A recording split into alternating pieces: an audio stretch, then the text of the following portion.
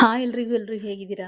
ಬನ್ನಿ ಇವತ್ತು ಅಕ್ಕಿ ನೆನೆಸಿದೆ ಅರ್ಧ ಗಂಟೆ ಒಳಗಡೆನೆ ಮಾಡ್ಕೊಳ್ಳೋಂಥ ಗರ್ಗರಿಯಾಗಿರುವಂಥ ದೋಸೆ ತುಂಬಾ ಸಿಂಪಲ್ ಆಗಿ ಟೇಸ್ಟಿಯಾಗಿ ಹೇಗೆ ಮಾಡೋದು, ಅದಕ್ಕೆ ಏನೇನು ಬೇಕು ಅಂತ ನೋಡ್ಕೊಂಬರೋಣ. ತುಂಬಾ ಸಿಂಪಲ್ಲು, ಟೇಸ್ಟ್ ಕೂಡ ತುಂಬಾನೇ ಚೆನ್ನಾಗಿರುತ್ತೆ.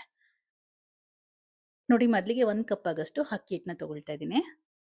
ಹಾಗೇನೆ ಅದೇ ಕಪ್ಪಲ್ಲಿ 1/4 ಕಪ್ ಆಗಷ್ಟು ಕಡಲೆ ಹಿಟ್ಟು, ಹಾಗೆ 1/4 ಕಪ್ ಆಗಷ್ಟು ಮೊಸರು.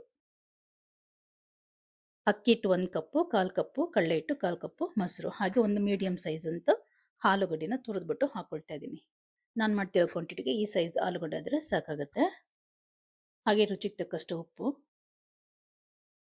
ಸ್ವಲ್ಪ ನೀರನ್ನು ಹಾಕ್ಕೊಂಡು ನುಣ್ಣಗೆ ರುಬ್ಕೊಂಡು ಬರೋಣ. ಇಷ್ಟೇ, ಸಿಂಪಲ್ ಇದು. ತುಂಬ ಈಸಿಯಾಗಿ ಟೇಸ್ಟಿಯಾಗಿ ನಾವು ಗರ್ಗರಿಯಾಗಿ ಮಾಡ್ಕೋಬೋದು. ನೋಡಿ, ಈ ರೀತಿ ಈ ಹದಕ್ಕೆ ರುಬ್ಬಿ ಇಟ್ಕೋಬೇಕಾಗತ್ತೆ. ಹಾಗೆ ಇದಕ್ಕೆ 1 ಚಿಟಿಕೆ ಅಷ್ಟು ಸೋಡಾನ ಹಾಕ್ಕೊಳ್ತಾ ಇದ್ದೀನಿ. ಇದನ್ನು ಹಾಕ್ಕೊಂಡು ನೀಟಾಗಿ ಒಂದ್ಸಲ ಮಿಕ್ಸ್ ಮಾಡಿಬಿಟ್ಟು ಸೈಡ್ ಇಟ್ಕೊಳ್ಳೋಣ. ಹಾಗೆ ಇದಕ್ಕೆ ಕಾಂಬಿನೇಷನ್ ಆಗಿ ಕಡಲೆಬೀಜ ಚಟ್ನಿ ಮಾಡ್ಕೊಳ್ತಾ ಇದ್ದೀನಿ. ಮೊದಲಿಗೆ ಸ್ಟವ್ ಮೇಲೆ ಒಂದು ಪ್ಯಾನ್ ಇಟ್ಕೊಂಡು ಕಡಲೆಬೀಜ ಮತ್ತು ಹಸಿಮೆಣಸಿನ್ಕಾಯಿನ ಹಾಕ್ಕೊಂಡು ಚೆನ್ನಾಗಿ ಫ್ರೈ ಮಾಡ್ಕೋಬೇಕಾಗತ್ತೆ. ಸ್ವಲ್ಪ 1 ಸ್ಪೂನ್ ಆಗೋಷ್ಟು ಆಯಿಲ್ನ ಹಾಕ್ಕೊಂಡು ಫ್ರೈ ಮಾಡಿಕೊಂಡು, ಈಗ ಇದಕ್ಕೆ ಒಂದು 1/4 ಸ್ಪೂನ್ಗಿಂತ ಕಮ್ಮಿ ಆಗೋಷ್ಟು ಜೀರಿಗೆ, ಹಾಗೆ ಕೊತ್ತಂಬರಿ, ಕರಿಬೇವು, ಸ್ವಲ್ಪ ಹುಣಸೆಹಣ್ಣು, ಒಂದು ಸ್ವಲ್ಪ ಬೆಳ್ಳುಳ್ಳಿ, ರುಚಿಗೆ ತಕ್ಕಷ್ಟು ಉಪ್ಪನ್ನು ಹಾಕೊಂಡು ರುಬ್ಕೊಂಡ್ರೆ ಸಿಂಪಲ್ ಆಗಿ ಟೇಸ್ಟಿಯಾಗಿರೋಂಥ ಕಡಲೆಬೀಜ ಚಟ್ನಿ ರೆಡಿ ಆಗುತ್ತೆ.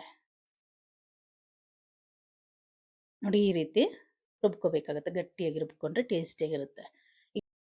ನೋಡಿ, ಈಗ ತವ ಕೂಡ ಬಿಸಿ ಆಗಿದೆ. ಈಗ ದೋಸೆ ಮಾಡ್ಕೊಳ್ಳೋಣ.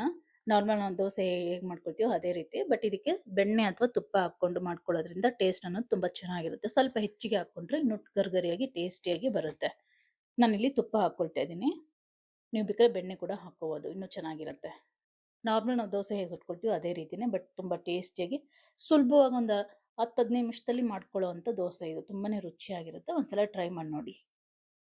ಸಡನ್ನಾಗಿ ಮಕ್ಕಳೇನೋ ದೋಸೆ ಕೇಳಿದ್ರೆ ಈ ರೀತಿ ಬ್ರೇಕ್ಫಾಸ್ಟ್ಗೆ ಮಾಡ್ಕೋಬೋದು, ಅಥವಾ ಈವ್ನಿಂಗು ಸ್ಕೂಲಿಂದ ಬರ್ತಾರಲ್ಲ ಆ ಟೈಮಲ್ಲಿ ಕೂಡ ಅರ್ಧ ಗಂಟೆ ಒಳಗಡೆ ಮಾಡ್ಕೊಳ್ಳೋ ಅಂಥ ತುಂಬಾ ಸುಲಭವಾಗಿರೋಂಥ ಟೇಸ್ಟಿಯಾಗಿರೋಂಥ ರೆಸಿಪಿ. ನಿಮ್ಗೆ ಏನಾದರೂ ಈ ರೆಸಿಪಿ ಇಷ್ಟ ಆದರೆ ಮರೆಯದೆ ಒಂದು ಲೈಕ್ ಕೊಡಿ. ಹಾಗೆ ಇನ್ನೂ ಯಾರೆಲ್ಲ ನನ್ನ ಚಾನಲ್ ಸಬ್ಸ್ಕ್ರೈಬ್ ಮಾಡ್ಕೊಂಡಿಲ್ಲ, ದಯವಿಟ್ಟು ಸಬ್ಸ್ಕ್ರೈಬ್ ಮಾಡ್ಕೊಳ್ಳಿ. ವಿಡಿಯೋ ಪೂರ್ತಿ ನೋಡಿ, ಇಷ್ಟ ಆದರೆ ಮಾತ್ರ ಒಂದು ಲೈಕ್ ಕೊಡೋದನ್ನ ಖಂಡಿತ ಮರಿಬೇಡಿ. Thank you for watching. Bye.